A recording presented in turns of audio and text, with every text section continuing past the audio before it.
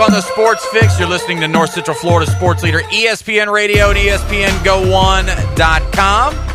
Adam Reardon and Chris Doring with you. We talk a little Miami Hurricane football with you, and to do that, each and every Thursday, we are joined by our good friend Danny Money of CanesInSight.com. He's a writer, he's an owner, he's a podcast host. He does a little bit of everything over there on the website, and we really appreciate his time here in North Central Florida. Danny, good morning. How you doing, buddy? There we go. I got you now, Danny. Danny, you there? Yeah. How you guys doing?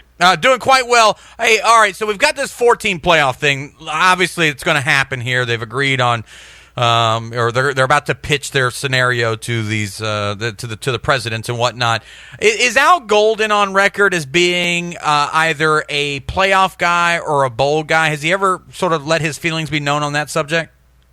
Well, you know, Al's a politician, so he never goes out and says something outrageous. He always kind of coaches his answers, but certainly he is in favor of playoff. He said so.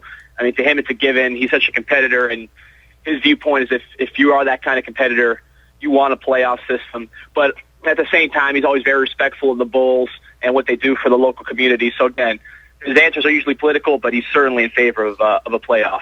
Danny, I gotta, before we get into talking sports specifically, got to give credit to where credit is due. I saw the story about the APR accomplishments of the University of Miami, and one of the most impressive things, I think, he looked at the class that they were included with, one of only 3 schools, BCS schools, to record an APR score of 980 or better. You look to the right and to the left. You got Northwestern on one side and Duke on the other side. And that's for your 3 major sports, football, basketball, and baseball. I think you think about it over the years. I don't know that people necessarily would think of Miami's football team as being the most intellectual folks, but not only is Al Golden kind of bringing that program back on the field, they're doing some good things in the classroom as well. And that's something that's actually been going on for quite a while, basically to the beginning of the Randy Shannon era.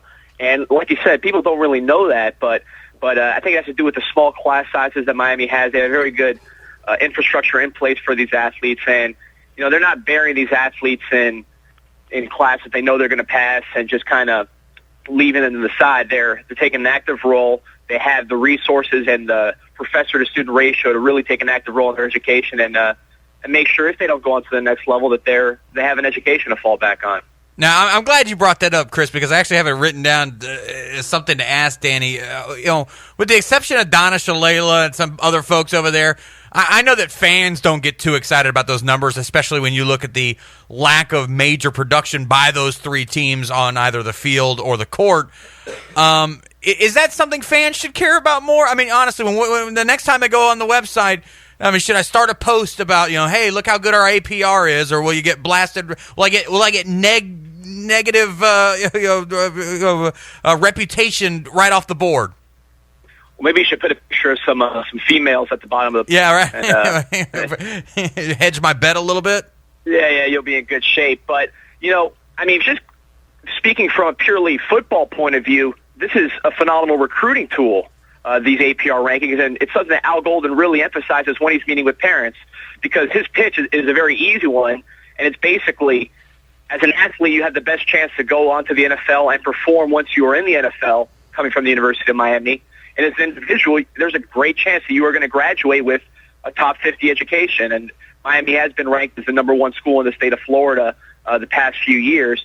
So just from a football recruiting perspective, this is a great thing. It's something that Al really emphasizes.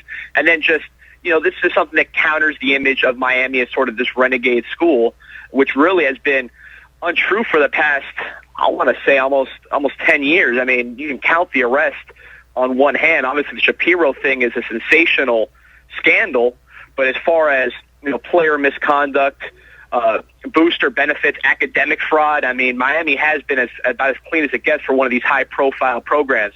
Obviously pretty ironic considering what they're facing with the Nevin Shapiro investigation. You mentioned the APR rankings being a huge recruiting tool, and certainly Al Golden still continues to hit the road hard and trying to pick up commitments for the 2013 class. They got a guy right now that committed yesterday. Looks like he could step in and play right away at 6'5", 300 pounds. Talk a little bit about the commitment of Alex Gall and where the Miami Hurricanes currently stand with their 2013 commitments. Well, it's interesting. Al Sculls from Cincinnati, Ohio, not typically a Miami hotbed. Al Golden said that, he does national studies of where players come from and where certain positions come from.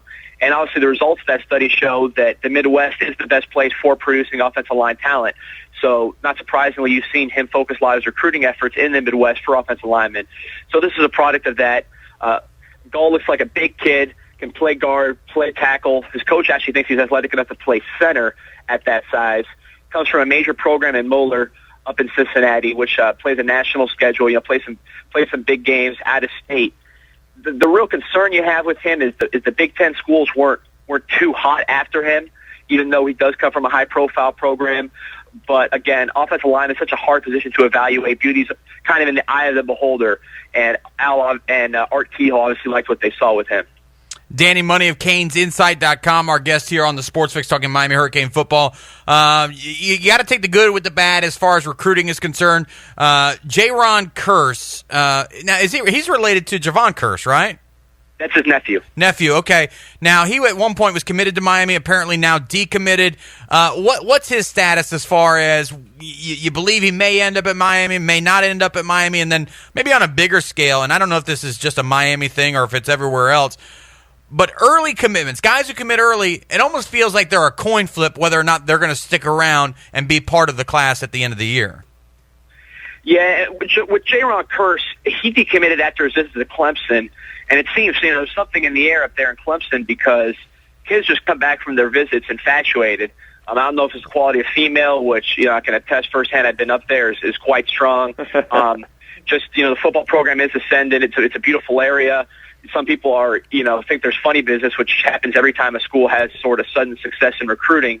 But he went there, he loved it, and basically he said, I still like Miami there in the picture, but I've seen what's out there now. And that's typically what happens with these early commitments. They get excited, they're young kids, they make their commitment without even knowing what the scope of this recruiting process is. And as they learn more, that commitment becomes less and less solid.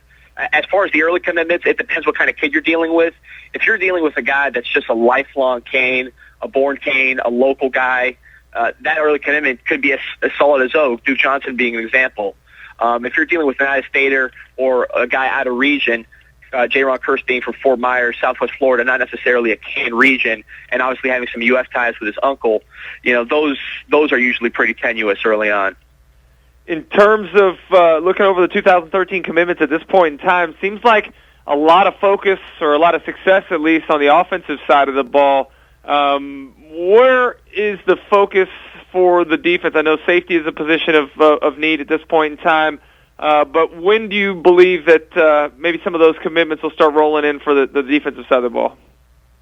Well, I think the biggest focus, like you said, safety is a huge concern. I think in the last couple of years, they've only signed one safety and one cornerback / safety, and that was last year with Rayshawn Jenkins out of Tampa and Deion Bush out of Miami. And if Deion Bush winds up at cornerback, which has been projected, and Rayshawn Jenkins ends up at wide receiver, which has also been suggested, you're left with no safeties in the last two classes. So safety is a huge priority. Jamal Carter from Southridge is a guy that's been recruited by everyone. A major player. He should be committing soon. He's leaning strongly to Miami, so that's going to be a big boost to their class. Ray Lewis III also is a guy who played running back predominantly in high school. He could potentially be a safety. He's committed now. But I think the big focus will be on safety and also at defensive tackle. Quay Bain out of University School and Jane Boswick out of the Treasure Coast, Port St. Lucie. Those are two big-name guys, offers from everybody, SEC, you name it. So I think those will be the big names to watch at defensive tackle to go along with Keith Bryant. Danny Money, CanesInsight.com. He's a writer. He's an owner, the host of the podcast. How's that going? You enjoying the podcast stuff? Yeah, we've we haven't done it in a bit just because with these Heat playoffs, we tried it once during the Heat playoffs and had a little too much fun during the game. Kind of affected the quality of the podcast. So we're taking a hiatus, and hopefully he will close it out tonight, and we'll get back going next week. Who's the most talked about athlete on the website? Is it LeBron or is it the Manny Pacquiao Floyd Mayweather Jr. Rivalry upon the board there? I'd say right now it's LeBron, Floyd gets a ton of talk, sort of reflecting how it is, across the country. For a while there, it was that pole vaulter from University of Cal, Allison Stoke. She was the most talked about. Yeah, everybody's favorite pole vaulter. Yeah. Then she added her the old freshman 15 and stuff, and maybe not so much anymore. Hey, Danny Money, as always, my friend, really appreciate your time, your knowledge, man. We look forward to talking to you next week. Absolutely. Thank you, guys. Danny Money, CanesInSight.com. Coming up next, we'll talk a little bit more about a 4-team playoff system. If we hop in the DeLorean and go back in time, which teams would have truly benefited from a 4-team playoff?